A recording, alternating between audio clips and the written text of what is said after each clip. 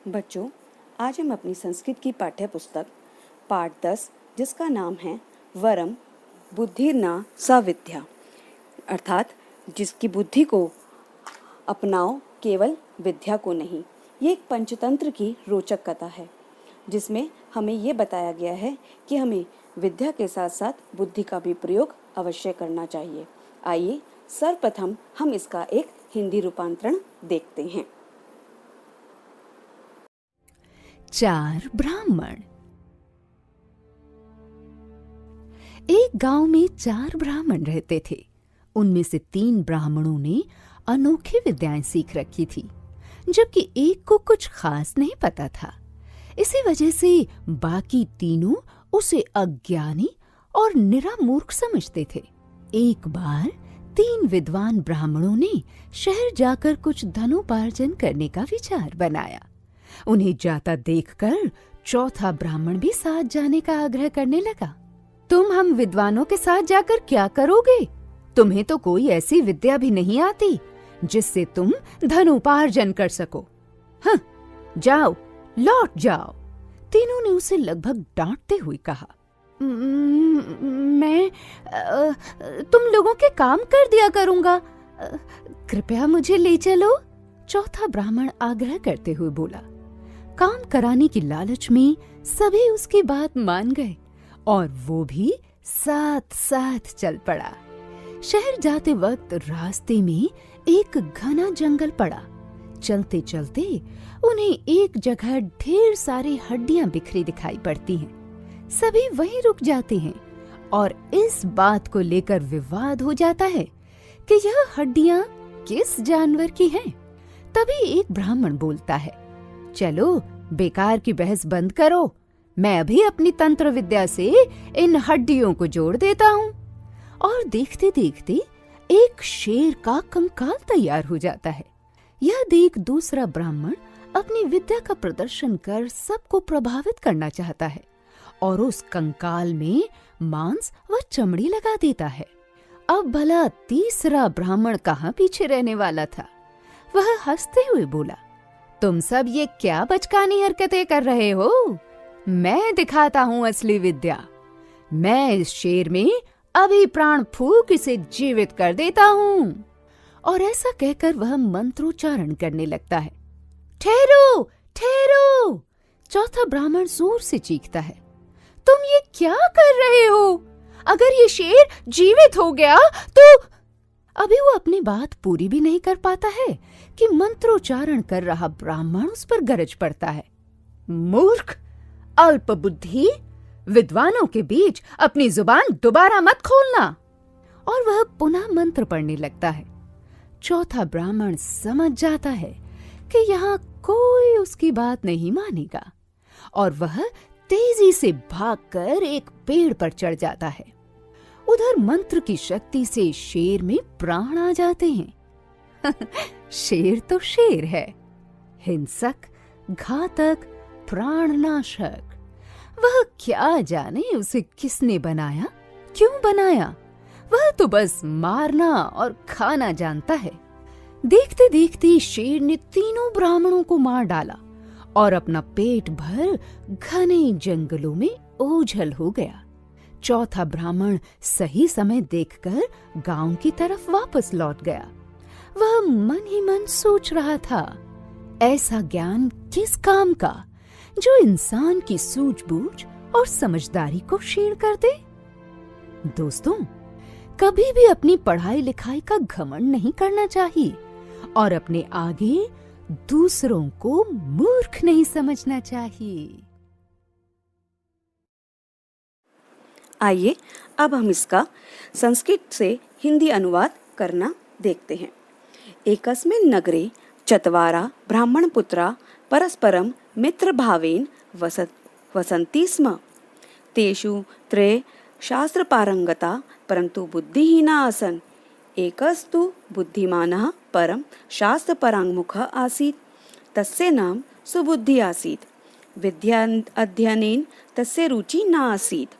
अतः कदाचित् तैः मित्रतं को गुणा विद्याया यदि देशान्तरं गत्वा धनोपार्जनं न क्रियते ततः ते पूर्वदेशं प्रति प्राचालन।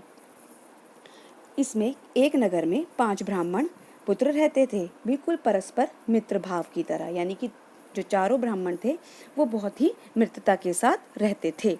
तेषु त्रय शास्त्र पारंगतः, तेषु यानी उनमें, उन तीनों में जो 3 थे वो शास्त्र पारंगता यानी कि बहुत शास्त्रों में ज्ञानी थे, खूब विद्या उन्हें प्राप्त थी, परंतु बुद्धिहीन आसीत, लेकिन वो बुद्धिहीन थे, यानी बुद्धि से विचार नहीं करते थे, लेकिन विद्या का पूर्ण ज्ञान था उन्हें।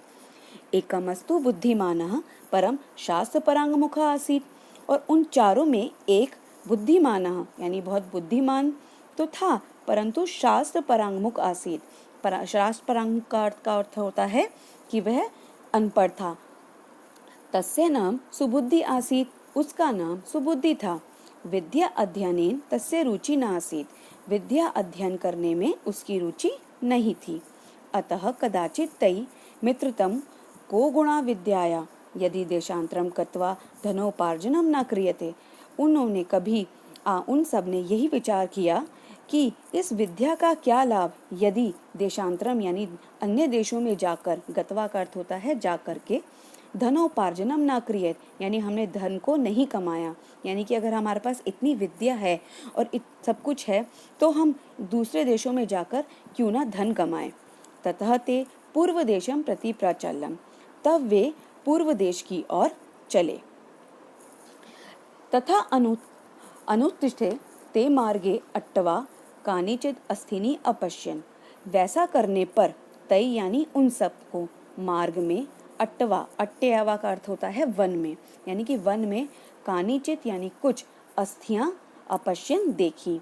ततः एकम उक्तम, उनमें से एक बोला, अहो अद्य विद्याया प्रयोगम कुर्मः, आज, अद्य का अर्थ होता है आज, विद्या का प्रयोग करते हैं। किंचित एतत् सत्वम मृत्वम तिष्ठति, कोई यहाँ पर ये प्राणी मित्र पड़ा है। तद विद्या प्रभावेण जीवितम कुर्मः, चलो इसे विद्या के प्रभाव से जीवितम यानी उसको जीवित करते हैं।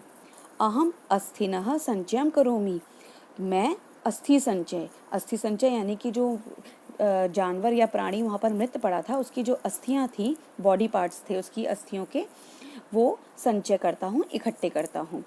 ततः तेन अस्थिनः संचय कृतः, फिर उस सब ने अस्थियों को संचय किया। द्वितीयेन चर्म मांस रुधिरम संयोजितम, दूसरे ने चर्म यानी खाल और मांस और रक्त को संयोजित किया यानी जोड़ा। तृतीयो अपि यावत जीवनम संचारयति, तीसरे ने जैसे ही उसमें जीवन का संचार करने लगा, तावत सुबुद्धि ना निषिद्ध, तभी सुबुद्धि जो था, जो अज्ञानी था और जिसके अंदर बुद्धि बहुत कम थी, उसी ने कहा कि रुक जाओ। भो तिष्ठनु भवान, यानी आप सब रुको। एषः सिंह प्रतीयते, ये तो कोई शेर दिख रहा है, यानी शेर प्रतीत हो रहा है। अध्ययन जीवनम करिष्यति तत् स सर्वान् अपि व्यापिपादयति, यानी कि यदि इसने, हम सब ने इसको जीवन प्राण दिया, ते सर्वान् अपि, ये हम सबको खा जाएगा।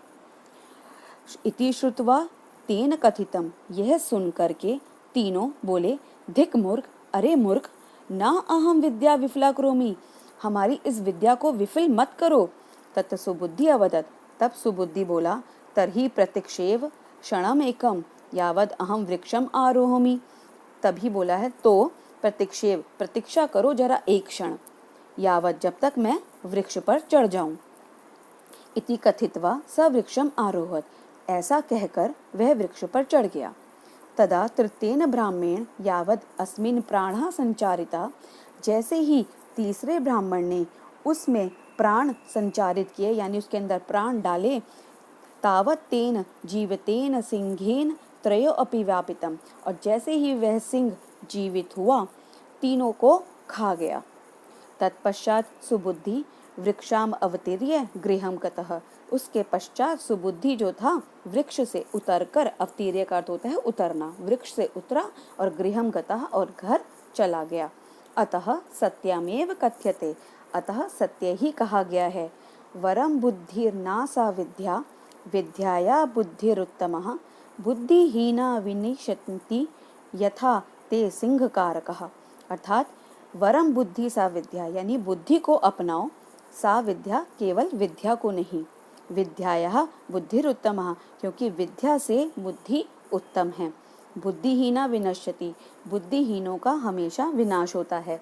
यथा ते सिंहकारका, जैसे उस सिंह के द्वारा बनाने वाले लोगों का हुआ, यानी कि क्या हुआ, जब उन्होंने तो अपनी विद्या का प्रयोग करके उस मृत सिंह को पुनः प्राण दे दिए, और उससे क्या हुआ, उनके ही जीवन का विनाश हो गया। लेकिन जो मूर्ख था, सुबुद्धि, वो जानता था कि अगर वृक्ष पर वो नहीं चढ़ेगा तो शेर उसे भी खा जाएगा, इसीलिए उसने अपनी बुद्धि का प्रयोग किया, क्योंकि उसके पास विद्या तो थी ही नहीं, क्योंकि वो अनपढ़ था।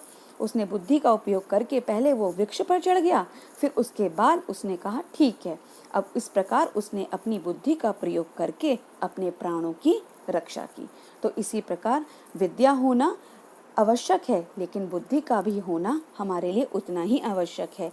इन दोनों में तालमेल बिठाकर ही मनुष्य हमेशा प्रगति के ऊपर अग्रसर रह सकता है। धन्यवाद।